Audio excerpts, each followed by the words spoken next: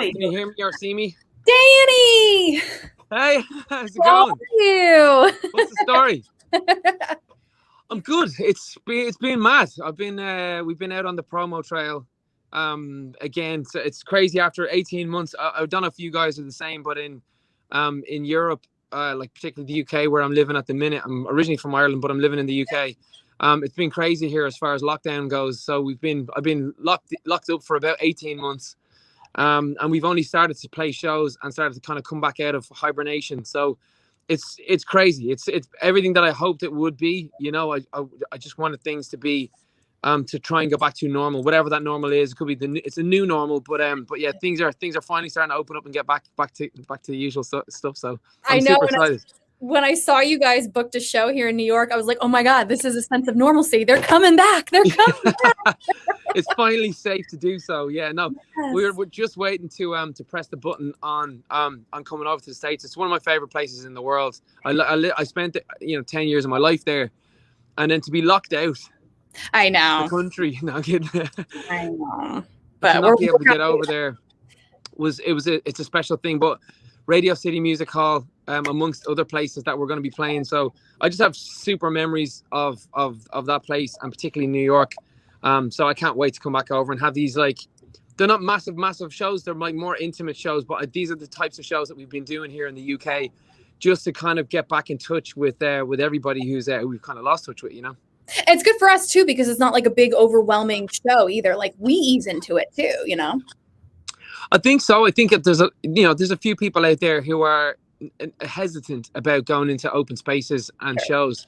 But we've probably done about 7 or 8 shows in general, and I'm quite a tactile person, and as a band we love to do seat stages, get into the actual audience itself. And I've been right in the middle of nearly 2,000 people, and all of them singing at me and stuff. And so it kind of goes to show, I know there's a vaccine, anti-vaccine, but like for right now, I'm vaccinated and I haven't gotten it. I've been very, like, either blessed, lucky, or it's just been really great and helpful for me, because my mental health was suffering bad, you know what I mean, with the thoughts of never being able to do these shows again, so it's crazy.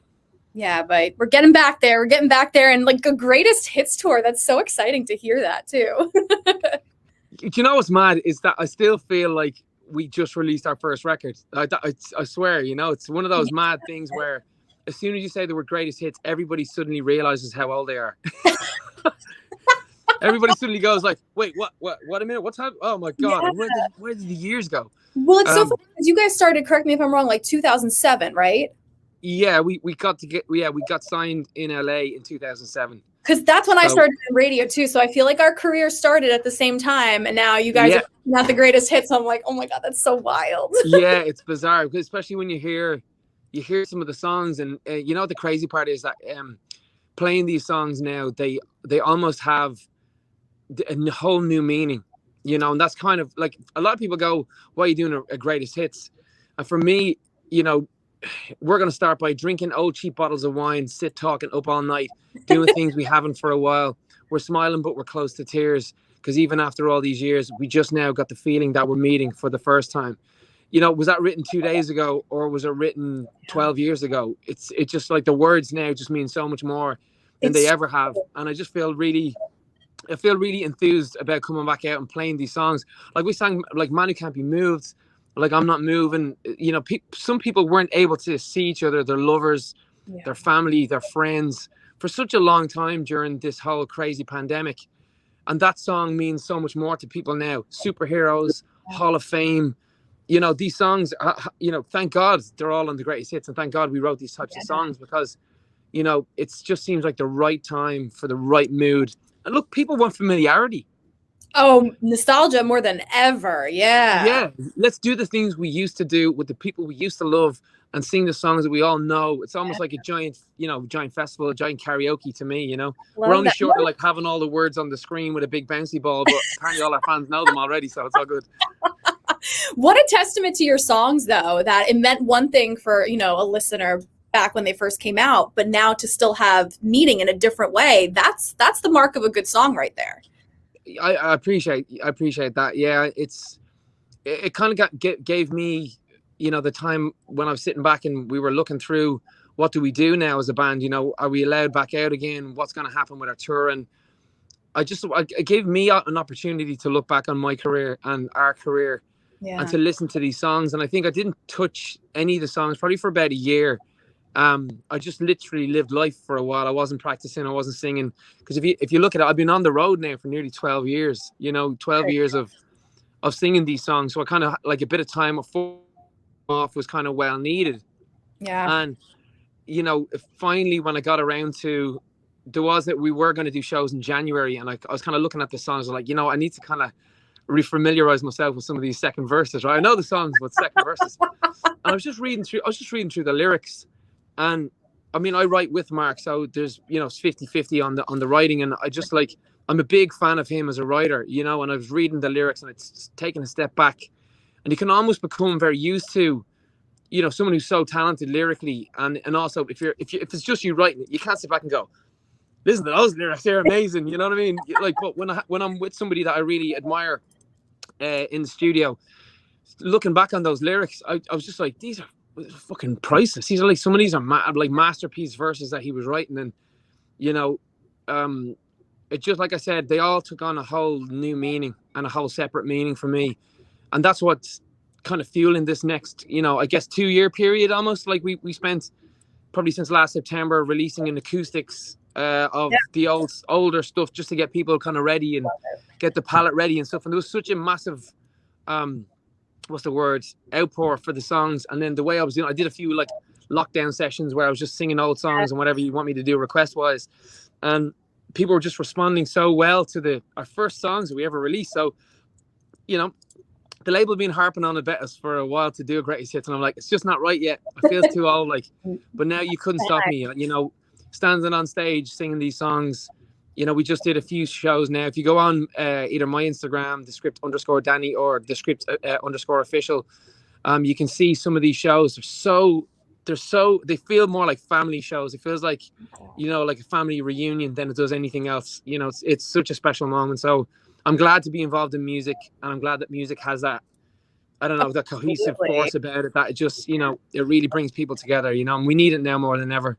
Absolutely. What's been the song that you've gotten, like, that you've sung on stage recently that got the biggest response, that people were like, it could be a hit, maybe it was ones that didn't really break on radio? What is the song that like people are just like going crazy for right now? Well, you know, the new one, actually, I Want It All. I Want It All. I couldn't stop the crowd from singing it, you know. And I kind of like at the very end, I want it all and then some. I want it all and then some. And the crowd just started going, oh my God. And I just started ad-libbing some stuff, and I was like, well, you know, now I'm back out into the world. I'm not going to stop until I get it. Oh, and then some. And now that we've all been through trouble, I'm not going to stop until I get it. Oh. And it's just like, it felt like a preacher or something up there saying all the things that have been on my mind, you know, like life's too short. You know, that's one thing that lockdown has showed me, is life's too short. And if you're not doing what you love to do, and if you're not with the person that you love, then go find it. Sack your job off, you know, give the fingers to your boss and your job and your life, whatever it is, and go find whatever it is you love to do, and then find that and hold on to that until the day you die. Yeah. You know, it's funny because I'm speaking relatively of a place of privilege, because you know, we've had a very successful career as songwriters, but it doesn't mean I'm not broken on the inside or haven't been trying to fix myself. And I just feel that was a realization of what if I never get to do this again? What if I never see these people that I love again? You know what? I want to live almost in, it sounds bizarre, I want to live in a funeral state of mind. I want to live in this whole thing. Is like, I'm not going to wait until you're dead to tell you how I feel about you. I'm going to tell you right now. And if, you know, and pull the ones that you love close, pull the people you don't, push them even further away. Because like I said, we're all rushing out to whatever it was we were doing beforehand. What was it? What exactly are we rushing back out to? It was a wake-up call the past year plus. It really was. Yeah. I mean, a massive wake-up call. Like the alarm is still going off over here. You know what I'm saying? Like the wake-up call is, you know, was I enjoying? I love what I do, but am I enjoying it? Yeah. You know, I'm pretending that I love who I am online, but do I even like myself? All of these questions, you know, you kind of get to look at yourself and stare at yourself in the mirror and just realize who's important, what's important, you know, because look, we live in, you know, capitalist society, consumerism. You can be made believe that you're less than you're supposed to be, but this cream can help you become the 100% you've always wanted to be.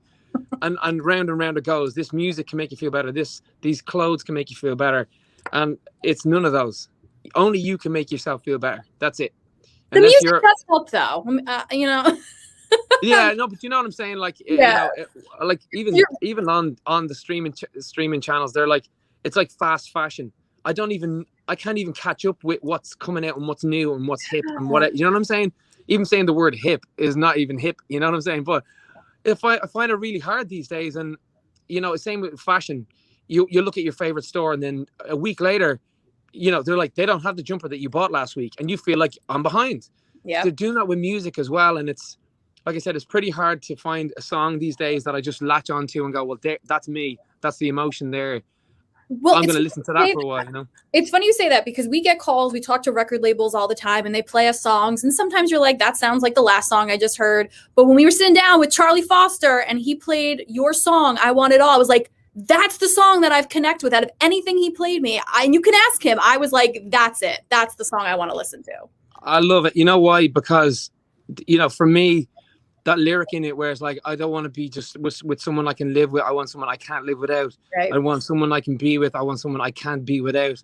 I won't stop at nothing until I get it all. I want it all and then some. And like that, to me, that's what I felt like during lockdown was, I don't want to just be with like sitting here beside somebody that I just like.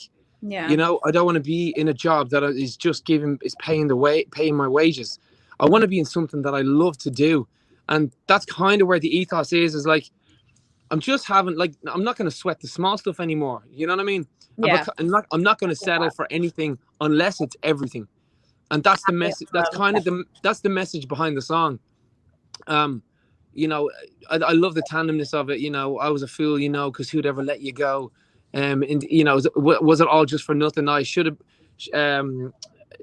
made you feel, I made you feel worthless. You should have felt priceless. I was in the wrong, but now I'm going to write this. I should have seen it from the start, but now I know exactly who you are. You're not just, and then we change the lyric to the person beside you. If they are the one that you love, that you're never going to let go of them until your dying breath, you know?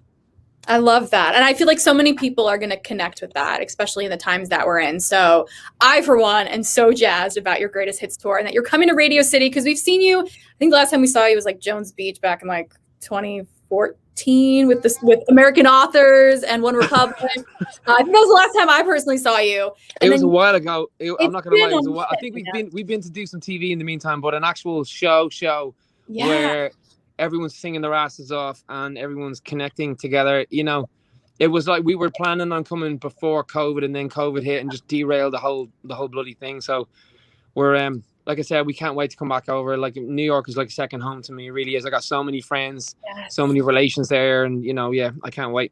All our listeners so far, because we've been giving away tickets this week, and they have been so excited. They're like, you don't know how badly I need to see them. They've been like, we've missed them. I'm like, I've missed them. I get it. Yeah, you know, because we're in a different. The amazing thing about social media, I'm probably one of the only good things, because a lot of it is quite toxic. But one of the only great parts of it is you can stay connected with people who are so far away.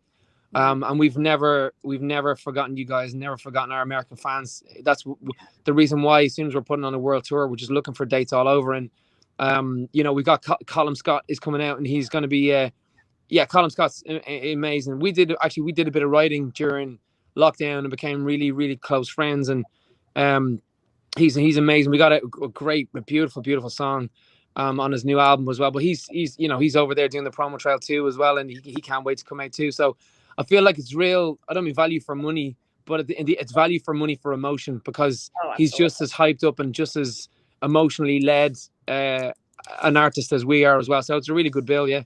Oh, I can't wait. And Radio City Music Hall, what a way to come back. Yeah, you know, Radio City Music Hall, I got warned the last time because I was told not to go into the audience, but I did anyway. I was walking on the tops of the the chairs, the back of the chairs, and I think I chipped one of the chairs on it. So I got told off for doing that. But Troy stopped me from getting in the audience this time. We did this magic moment where in Warrington here in the UK, where I literally just like I went just part the seas, just open up the audience a little bit, and I walked straight into the middle of everybody. You can check this out it's on the Scripts Instagram, Yeah. and you can have a little look at. I think I performed If You Could See Me Now, there right in the middle of everybody. I'm talking like 1,000 people around me, all just singing and going for it, you know, like old school. So it was a beautiful moment. I love it. It's going to be a great moment. April 14th, when you guys are back in New York, you're going to feel like New York loves you. Yeah, we love New York too. I've got a lot of hangovers and a lot of stories from New York as well. Oh, I'm sure. I am sure. Hopefully one day we'll be a part of that. Danny from the Script. I love getting to chat with you. I cannot wait for Radio City Music Hall. It's going to be worth the wait, I'm sure. I cannot wait to clink a glass with you and also learn all the lyrics all the time. Not like you don't already, but if you know the new one as well, just have that down pat. If I see you in the audience and Mike's getting shoved in your face, I can sing, so I will be ready. I know, that's what I'm saying. I love it. Okay. All right. Okay. I mean, Christina. Okay. All right. The karaoke. All right. I love it, Danny. I can't wait for then. Be well, be safe, and keep bringing us music because we love it. Lots of love from me and the lads. See you soon. Bye. See you soon. Bye.